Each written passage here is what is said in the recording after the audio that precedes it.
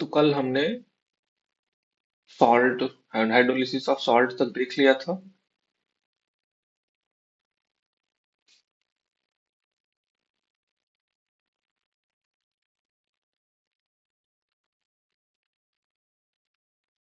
Ionic equilibrium पढ़ रहे थे, जिसमें हमने सॉल्ट हाइड्रोलिसिस देखा था।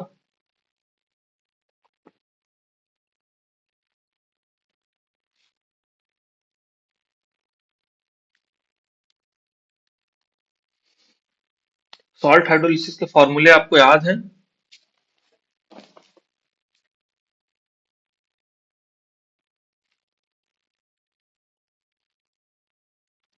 मैं सबको एक साथ लिख रहा हूं क्लब करके।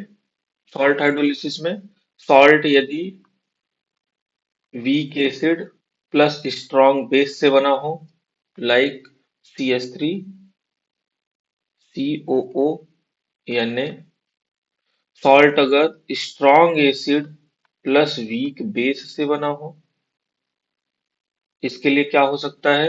NH4Cl। और जब दोनों वीक से बना हो, weak acid plus weak base, like CH3 COO NH4 plus. सही है?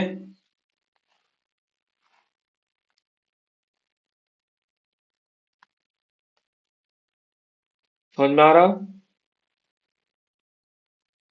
हम्म। अब इन सब के लिए हम फार्मूले एक साथ, इनके लिए KH क्या होता है? KH is equal to KW upon weak acid है तो यहाँ KA आएगा। यहाँ वीक बेस है तो यहाँ KH is equal to KW upon KB आएगा। और यहाँ KH is equal to KW upon, दोनों वीक है तो Ka एंड KB दोनों आएगा। ठीक है? अच्छा, degree of hydrolysis alpha, degree of hydrolysis की, यहाँ के एच कांस्टेंट था, एच यहाँ पे डिग्री ऑफ हाइड्रोलिसिस होता है, तो एच से दिखा लो, या अल्फा हमने याद किया तो हम अल्फा या एच कुछ भी दिखा सकते हैं। तो H is equal to root KH/C, ये होगा। यहाँ again H is equal to root KH/C, ये होगा। और यहाँ H is equal to root KH होगा केवल। ठीक। Next, pH equal to, formula यहाँ होता है। अब देखो, यहाँ स्ट्रॉन्ग बेस है तो जो फाइनल सोल्यूशन होगा वो बेसिक नेचर का होगा, तो इसलिए 7 प्लस होगा, 7 plus half of PK plus log C।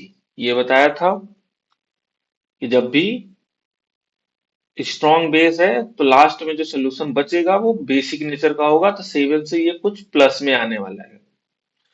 ये यहाँ पे स्ट्रॉन्ग एसिड है तो यहाँ 7 माइनस हो जाएगा, तो यहाँ pH is equal to 7 minus half of.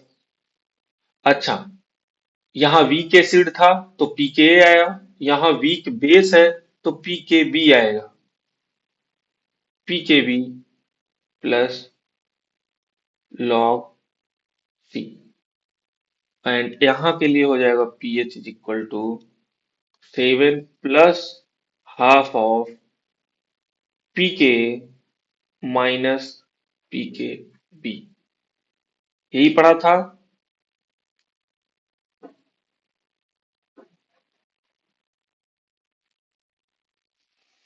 Hmm. PH के लिए यहाँ लिख सकते हो कि यहाँ जो फाइनल पीएच होगा वो ग्रेटर देन 7 होगा, ग्रेटर देन 7। यहाँ पीएच साथ में से घटा रहे हैं तो फाइनल पीएच लेस देन 7 होगा। और यहाँ पीएच डिपेंड करेगा। ठीक। PH greater than 7 less than 7 कुछ भी हो सकता है। यहाँ pH greater than and less than, दोनों हो सकता है, और इक्वल टू भी हो सकता है। बोथ पॉसिबिलिटी है।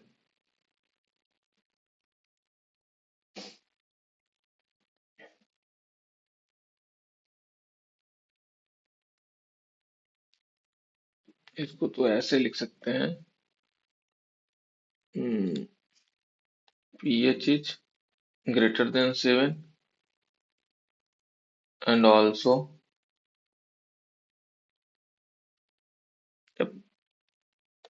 pH is equal to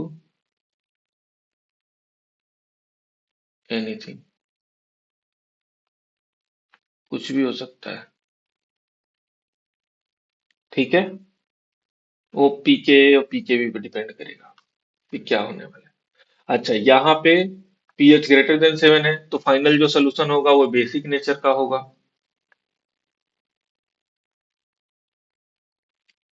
less than 7 है तो एसिडिक नेचर का होगा ये।